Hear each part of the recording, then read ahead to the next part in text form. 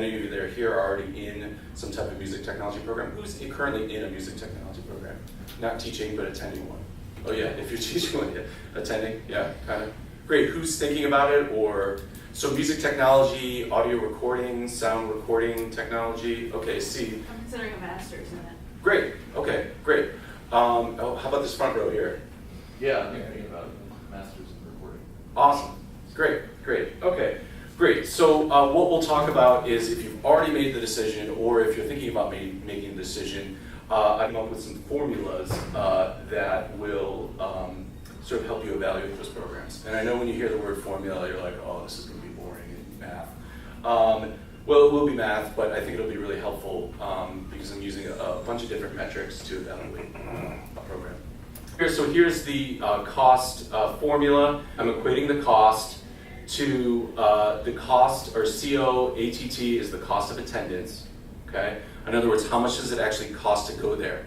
That could include tuition, it doesn't have to, it could just be cost of living, okay?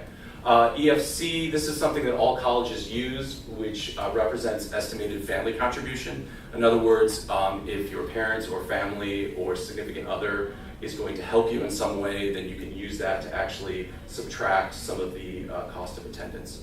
And then the OPPC, that is the opportunity cost. In other words, if you didn't go to school, how much money could you be making annually? Okay. Now, we can talk later about, well, can you really get a job if you don't have X degree? We'll talk more about that. I understand that needs some explanation, right? But for right now, we're going to use the base salary of a sound engineer as defined by the labor statistics for that opportunity cost that you'll miss out every year, okay? As far as cost of attendance, just to break it down for you, I know this is really small text, I apologize. Just know that the cost of attendance includes, I used a high-profile music technology institution for these numbers. We're not going to be specific about what that institution is, but at least know that I grabbed it from there. I did want to make this somewhat anonymous. So the actual cost of attendance at this high-profile music technology institution was around $86,000. And that includes their comprehensive fee, the health insurance, the mandatory laptop computer, resident hall, and full-time meal plan. Because, yeah, you know, if you're going to survive for 4 years, you need to remember to eat at some point. But you can probably survive on pizza for at least a year, right?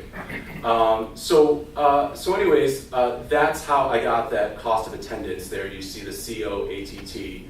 So we're going to use that later in the equation when we look at these hypothetical students, okay? By the way, this cost formula is very similar to things that colleges use, and then also that FAFSA uses to determine how much financial aid students will need or if they're eligible, okay?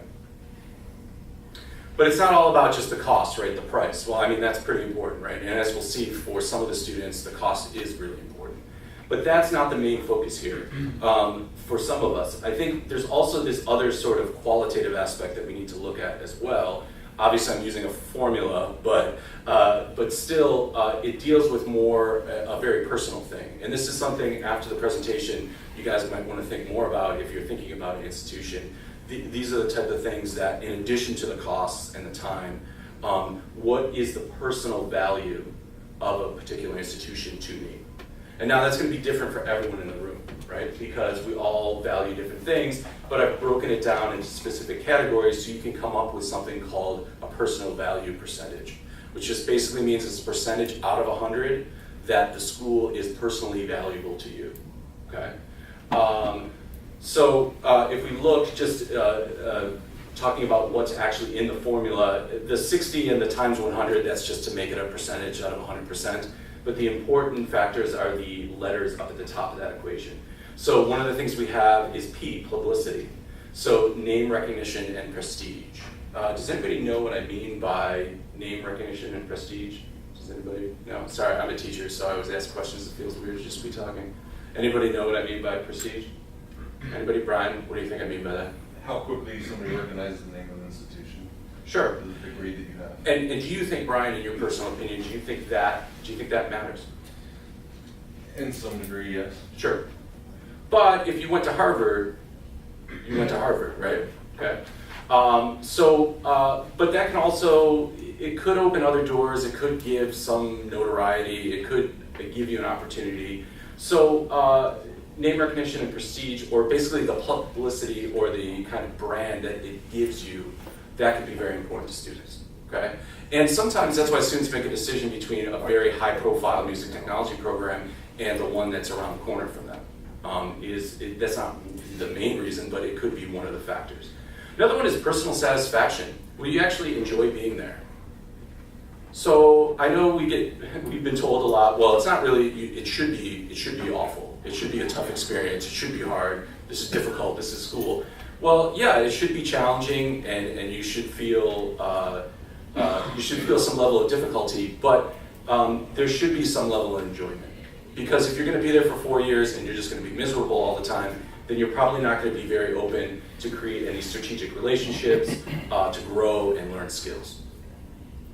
And a lot of times too, I think, the reason I bring this up, that I think parents and loved ones who are thinking about the first equation, the cost, this is not very high on their list, your personal satisfaction. Not that they don't care about your feelings, but cost becomes a main factor.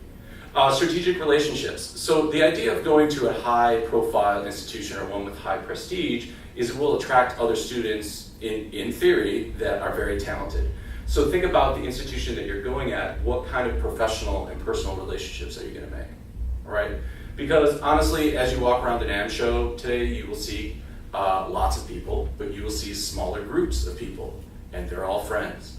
And they all went to school together, they all worked in the same studio, or they all work at the same company. So though this is a huge event with lots of people, it is really just a bunch of small groups of people getting together to talk about audio and related topics. Ideals and goals. What do you want from a degree? So, well, I need one to teach. I don't think that's specific enough. That's really not specific enough. I want one to teach. Well, I need one to teach. It's a base. They said we won't give you the job unless you have it, right? I want to keep my job, right?